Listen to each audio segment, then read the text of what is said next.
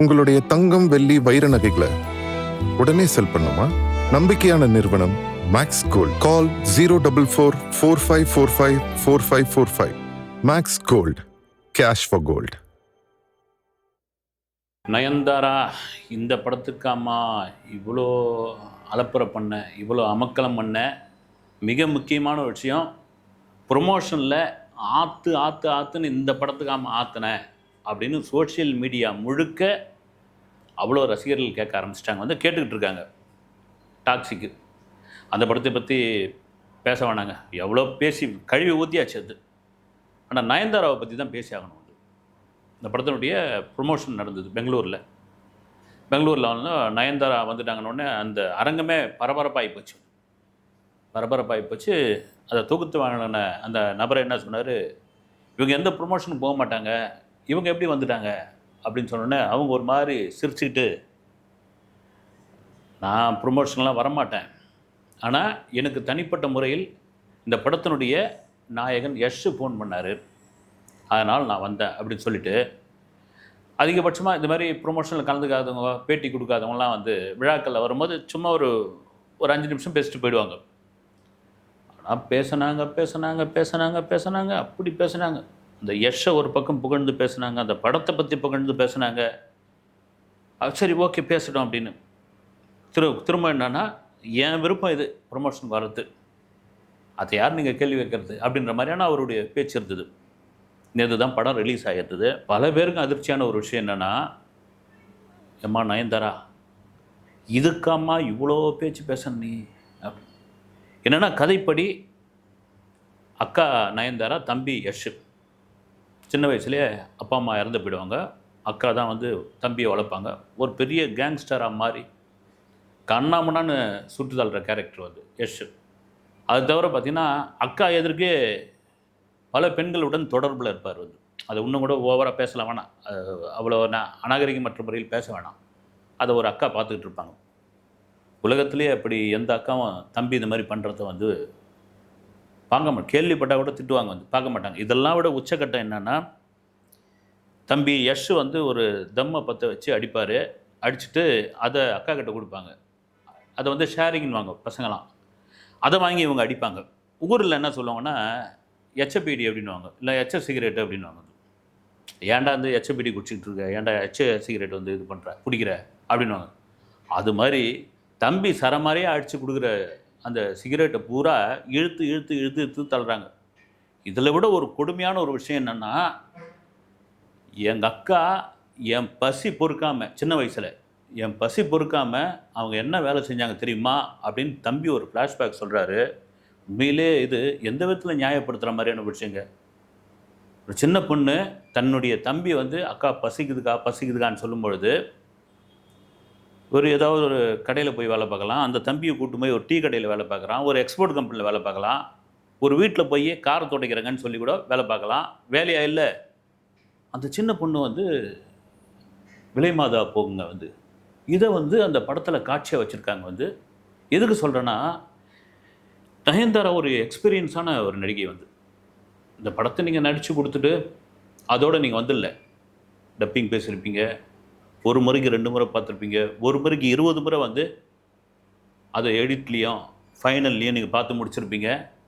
இப்படியாப்பட்ட ஒரு கதையில் நடிக்கிறோமே, நடிக்கிற போதே உங்களுக்கு தெரியுமே இது இப்படியாப்பட்ட கதையில் நடிக்கிறோமே அப்படின்னு கொஞ்சம் கூட இதுவே இல்லையா? வந்து எதுக்கு சொல்கிறேன்னா, நீங்கள் நடிகை என்ன வேணாலும் நடிங்க, நீங்கள் வந்து அதில் தப்பே கிடையாது.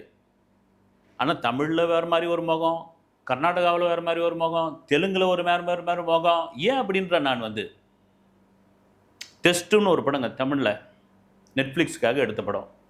மாதவனும் சித்தார்த்தம் நடிச்சிருப்பாங்க. இந்த மாதவன் எங்கே இந்தியாவில் எந்த மூலையில் ப்ரொமோஷன் கூப்பிட்டாலும் வருவாப்பிடுங்க.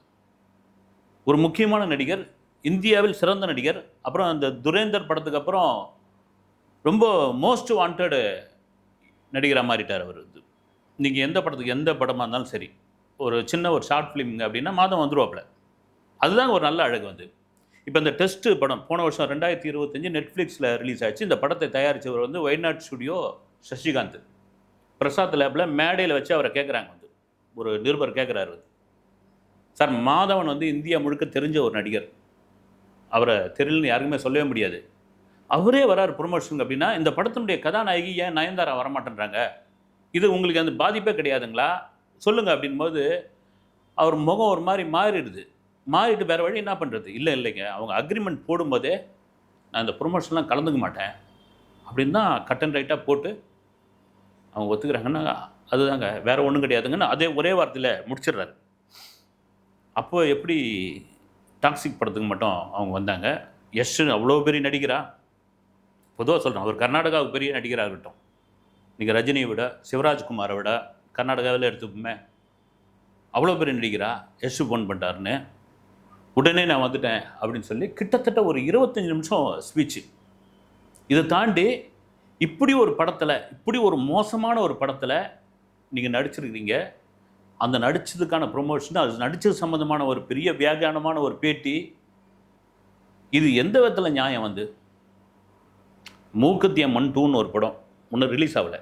மூக்குத்தி அம்மன் 1 வந்தது, ஆர்ஜே பாலாஜி எடுத்தார். இப்போ 2 வந்து கிட்டத்தட்ட 100 கோடி ரூபா பட்ஜெட்டில் ஒரு 5 ப்ரொடியூசர், அதில் ஒன் ஆஃப் த ப்ரொடியூசர் நயன்தாரான்னு நினைக்கிறேன். வந்து 5 ப்ரொடியூசர் சுந்தர் சி டைரக்ட் பண்ணுறாரு. எடுக்கிறாங்க எடுத்துக்கிட்டே இருக்கிறாங்க. அந்த படத்தினுடைய முதல் நாள் படப்பிடிப்பில் அம்மன் வேஷம் போட்டுன்னு நயன்தாரா வந்துட்டு, நான் வந்து நான்வெஜ் சாப்பிட மாட்டேன். சரி, நீங்கள் அம்மன் வேஷத்தில் நடிக்கிறீங்க, ஒரு பக்தி, நான் வந்து நான்வெஜ் சாப்பிட மாட்டேன். இந்த செட்டு உள்ளேயும் நான்வெஜ் நீங்கள் பரிமாறக்கூடாது. இது எந்த விதத்தில் நியாயம்? அதோட விட்டால் கூட பரவாயில்ல.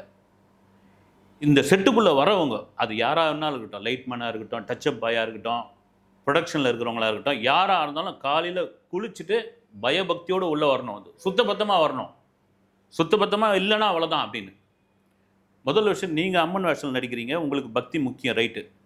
நீங்கள் வந்து அடிப்படையில் ஒரு கிறிஸ்துவ பெண்ணாக இருந்தாலும் இந்து மதத்துக்கு மாறிட்டீங்க, ஓகே, அது உங்களுடைய விருப்பம். அதில் யாரும் வந்து தலையிடக்கூடாது, அது சம்மந்தம் விமர்சனம் பண்ணக்கூடாது.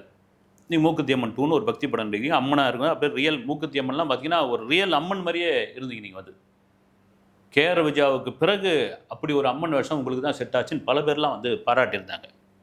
நீங்கள் நான்வெஜ் சாப்பிட மாட்டேன், பார்ட்டி கலந்து மாட்டேன், ஒன்று இத்தியாதிகள்லாம் நான் செய்ய மாட்டேன் அப்படின்னு சொன்னால் அது ரைட்டு.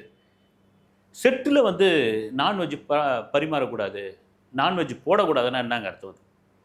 சினிமாவில் வந்து டெய்லியும் நான்வெஜ் போட்டால் அது பெரிய கம்பெனி. ஷூட்டிங் ஸ்பாட்டில் டெய்லியும் நான்வெஜ் போட்டால், அந்த நான்வெஜ்லேயே வெரைட்டியாக போட்டால் அது மிகப்பெரிய கம்பெனி. சிக்கனு, மட்டனு, மீன், போட்டி, தலைகறி, முட்டை, ஆப்பாயில், கலக்கி, இப்படிலாம் வந்து பல வெரைட்டிகள். என்ன காரணம்னா, சினிமா தொழிலாளர்களுக்கு வந்து தொடர்ச்சியாக வேலை கிடைக்கிறது கிடையாதுங்க. ஒரு மாதத்தில் ஒரு 6 நாள், அதிகபட்சம் 10 நாள் வேலை கிடைச்சாலே பெரிய விஷயம்.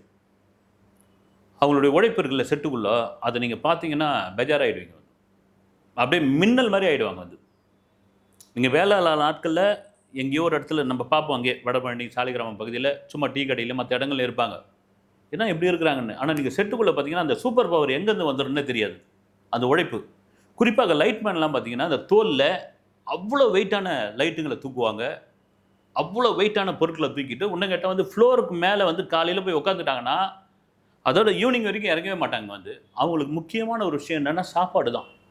அதுவும் குறிப்பாக நான்வெஜ் சாப்பாடு. அவங்களே பேசிப்பாங்க, ஜூனியர் ஆர்டிஸ்ட்லாம் கூட, என்ன எப்படி கம்பெனின்னு, நேற்றுலாம் பிரமாதமான சாப்பாடு போட்டாங்க தெரியுமா அப்படின்வாங்க. இல்லை, இந்த கம்பெனியில் வந்து வாரத்துக்கு 2 நாள் தான் நான்வெஜ் போடுவாங்களாம் அப்படின்னு. உங்களுக்கு பல முறை கூட நான் சொல்லியிருப்பேன்.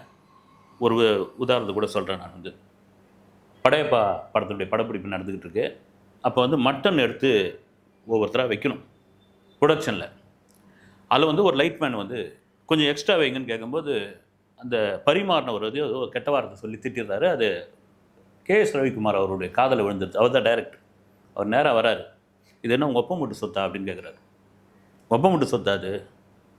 பையன் ஒரு எக்ஸ்ட்ரா ஒரு கரண்டி வச்சுட்டு போயேன், இந்த லைட்டை உன்னால் தூக்க முடியுமா? அவன் உடல் உழைப்பு போடுறான்ல, வச்சா என்ன எவ்வளோ செலவு பண்ணிட்டு போகிறோம்? நாலுலேருந்து மட்டன் வந்து இன்னும் ஒரு எக்ஸ்ட்ரா 5 கிலோ வாங்கிட்டா போச்சு, போடியா அப்படின்னு. இதுதாங்க இந்த தொழிலாளர்கள் அதுக்காக தான் வருது. நீங்கள் அம்மன் வேஷத்தில் நடிக்கிறீங்க, நீங்கள் மூக்குத்தி அம்மனை நடிக்கிறீங்க, நீங்கள் பயபக்தியாக நடிக்கிறீங்க. நீங்கள் அம்மன் மேலே உள்ள பயத்தினால வந்து நீங்கள் நான்வெஜ் சாப்பிட மாட்டீங்க, விரதம் இருக்கிறீங்க, பச்சை தண்ணி மட்டும் குடிச்சிட்டு வந்து இங்கே உட்காடுறீங்க, ரைட்டு. அதுக்காக இந்த சினிமா தொழிலாளர்கள் அவங்க என்ன தயிர் சாதம் மட்டும்தான் சாப்பிட்ணுமாண்ணா? இப்படி 48 நாள் இந்த படப்பிடிப்பு இப்படி தான் நடந்துட்டு இருக்கு. அந்த பொதுவாக படப்பிடிப்பில் இருக்கு இல்லைங்களா, படப்பிடிப்பு முடிஞ்ச பிறகு ஒரு சின்ன பார்ட்டி கிட்டி அது இதெல்லாம் நடக்கும். அந்த பார்ட்டிலாம் நடக்கக்கூடாது, ரொம்ப கட்டுப்பாடாக இருக்கணும் அப்படின்னு அந்த காலத்தில் சொல்லுவாங்க. வந்து இது மாதிரி அம்மன் வேஷம் போட்டு நடிகைகள்லாம் வந்து அவங்க வரைக்கும் சுத்தபத்தமாக இருப்பாங்க. அப்புறம் அந்த மென்சஸ் டைமில் வந்து படப்பிடிப்பு வேணாங்க அப்படின்னு சொல்லிடுவாங்க. ஒரு ஒரு அது அவங்களுடைய நம்பிக்கையோட வெளிப்பாடு. இன்னும் கேட்டால் ஒரு பழைய நடிகை வந்து தவறாக சொல்ல நான் கேள்விப்பட்டது தான். வந்து அவங்க டெய்லியும் ட்ரிங்க்ஸ் சாப்பிடுவாங்களாம். வந்து அம்மனா நடிக்கும் போது மட்டும் அதை தொடவே மாட்டாங்களாம். வந்து இது என்ன காரணம்னா, என்னுடைய தனிப்பட்ட விஷயம். வந்து நீ செட்டுக்குள்ளே எப்படி வேணாலும் இரு. எதுக்கு சொல்ல வரேன்னா, மூக்குத்தி அம்மன் 2க்கு ஒரு முகம், டாக்ஸிக்கு இன்னொரு முகமா? இந்த கேள்வி ரொம்ப முக்கியமான கேள்வியாக இருக்குது இல்லை? டாக்ஸிக்கில் நீங்கள் வாங்கி தம் அடிப்பீங்க, உங்கள் தம்பி வந்து காருக்குள்ளே என்ன வேணாலும் கசமுசாம் பண்ணுவார் கதைப்படி. நீங்கள் வந்து சின்ன வயசுலேயே வந்து எது வேணாலும் செய்வீங்க, எவனை வேணாலும் சுட்டு தள்ளுவீங்க, என்ன வேணாலும் அட்ராசிட்டி பண்ணுவீங்க. கேட்டால் கதை, கேட்டால் வந்து அது டைரக்டரோட விருப்பம், கேட்டால் வந்து எஸ்ன்ற ஒரு பெரிய ஹீரோ. அது படத்தில் நீங்கள் நடிக்கிற ரைட்டு, அதுக்காக வந்து இப்படியா பாரபட்சம்? வந்து ஏன் அங்கேயும் நீங்கள் விரதம் இருக்க வேண்டியது தானே? நீங்கள் நடிங்க, உங்கள் கேரக்டர் தானே அது, நீங்கள் நடித்து விரதம் இருக்க வேண்டியது தானே? இதெல்லாம் தாண்டி இந்த ப்ரொமோஷன்ற ஒரு விஷயம் இருக்குதுல்ல, அது தாங்க இன்னும் ஒரு மோசமான ஒரு விஷயமா இருக்குது. நம்ம சொன்னோமே இந்த டெஸ்ட் படம், அது மாதிரி பல படங்கள் கண்ணீர் வடிச்சிருக்கிறாங்க. வந்து அதெல்லாம் வர முடியாதுங்க அப்படின்னு ஒரு கட்டத்தில் வேணான்ட்டாங்க. வந்து இப்போ தான் சொந்த படம்லாம் எடுத்துக்கிட்டு இருக்காங்க. எனக்கு இன்னொரு நண்பர் கூட சொன்னார், டாக்ஸிக்கு வந்து கியாரா அத்வானி, ருக்மணி வசந்த், இன்னும் 4-5 நடிகைகள்லாம் நடிச்சிருக்காங்க. வந்து இதில் நடிகையிலே ஹையஸ்ட் பேமெண்ட் வந்து நயன்தாராவுக்கு தான். நீங்கள் என்ன வேணாலும் வாங்கிக்கிங்க. அந்த ஒரு விஷயம் சொல்லணும்னா, இன்னும் தெலுங்கு ரசிகர்கள், பவன் கல்யாண் ரசிகர்கள் பயங்கரமான கோபத்தில் இருந்துகிட்டு இருக்காங்க.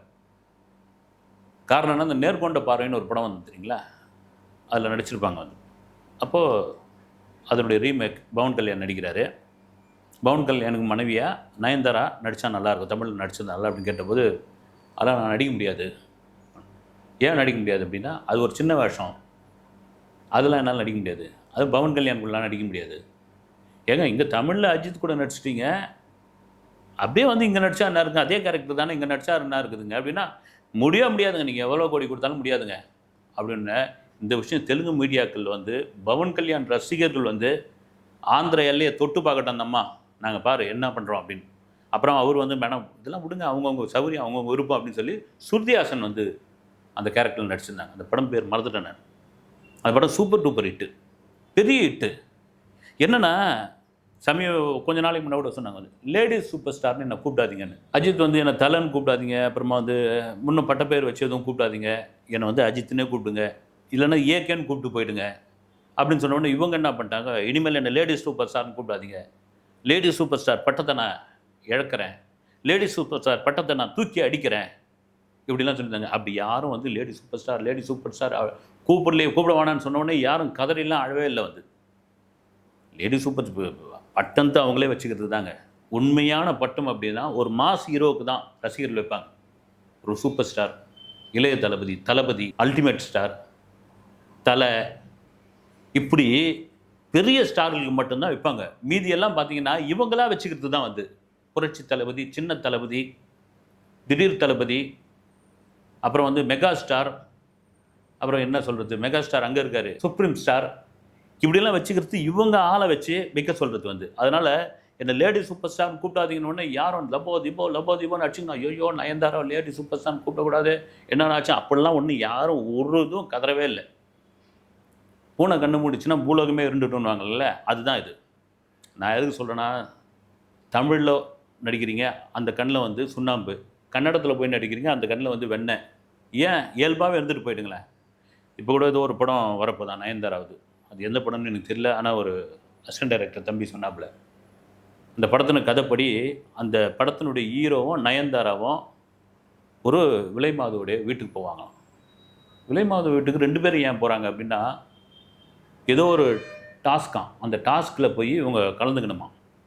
அப்போ ஒரு பெண்ணும் விலைமாது கூட போகிறது அப்படின்ற ஒரு காட்சி வச்சுருக்காங்க. இது எந்த விதத்தில் நியாயங்க அப்படின்னு படம் வந்தால் தான் தெரியும். இது எப்படி நீங்கள் இதெல்லாம் நடிக்கலாம், ஆனால் ப்ரொமோஷனுக்கு வர மாட்டேன், பேட்டி கொடுக்க மாட்டேன், நான் அதை பண்ண மாட்டேன், இதை பண்ண மாட்டேன். டாக்ஸிக் படத்தில் வந்து ஒரு தம்மை வாங்கி 2 பேர் இழுக்கலாம், இதுக்கெல்லாம் நியாயப்படுத்துவீங்க, இதெல்லாம் சொன்னால் வந்து கோவப்படுவீங்க, இதெல்லாம் நடிப்பு தானேன்னு சொல்லுவீங்க. நடிப்பை தாண்டி யதார்த்தம்னு ஒன்று இருக்குது. அந்த யதார்த்த வாழ்க்கைக்குள் வர வேண்டும். அப்போ தான் சினிமாவும் ரசிகர்களும் உங்களை கொண்டாடுவார்கள் என்பதுதான் உண்மை. அடுத்த வீடியோவில் சந்திக்கிறேன். நன்றி.